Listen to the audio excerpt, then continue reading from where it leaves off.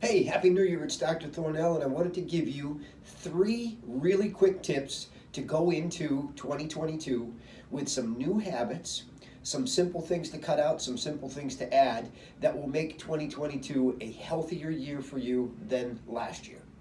So, tip number 1, and this is one that I've used before, but I can't say this one often enough because all of society, all of our advertising pushes us in the opposite direction of this really important message, and that is to cut down the amount of sugar that you take in. The World Health Organization lists a recommended daily allowance of sugar at 25 grams. Do you realize when you look at your foods, you pull out the can or the box and you read all of the nutrition information, everything in America has an RDA listed except for sugar.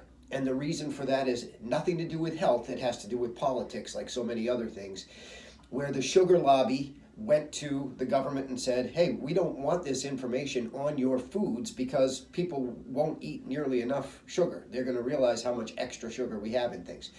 So 25 grams is the maximum we're supposed to eat in a day. You take a 12 ounce or 16 ounce can of Coke, and you've got more than your daily allowance of sugar right there. So look at those labels, keep in mind that 25 grams, and really try to limit the amount of sugar you take in. Sugar is causing just absolutely explosive rates of diabetes. It absolutely leads to obesity. It unbelievably is linked to Alzheimer's. They're in fact calling Alzheimer's the type 3 diabetes, which is, we have type 1, type 2 that we're used to hearing about, and then this newer version linked straight to sugar. Sugar intake in America is just over the top, off the charts. So limit your sugar intake. You'll be very happy that you did. And it weakens the immune system. The second thing that I want to encourage you to do is to take vitamin D every day.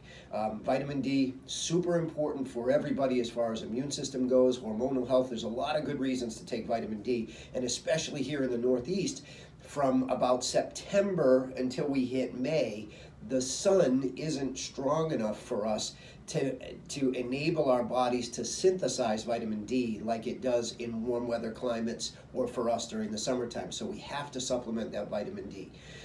The amount of vitamin D that you're going to take varies a little bit. There are tests that you can do to see what your levels of vitamin D are.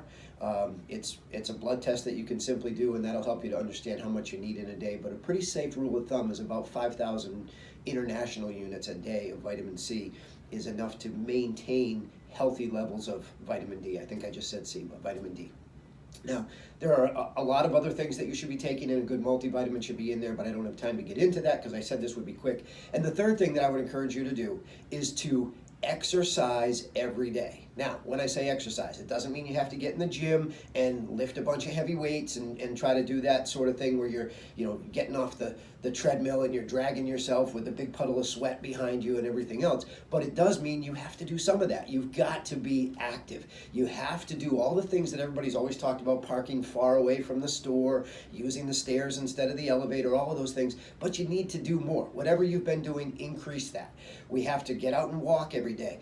Joints are made to move. Muscles are made to be used. Bones need to be challenged in order to stay strong. All of those things, there's a term called bioaccumulation, which means the little things that you do every day will be the big determining factor in the end. And we can't just have one day of exercise. We can't have 1 week of eating right. We've got to do those things consistently over time. So exercise every day, get your vitamin D, and cut down on the sugar for goodness sake. I hope 2022 is a spectacularly healthy year for you.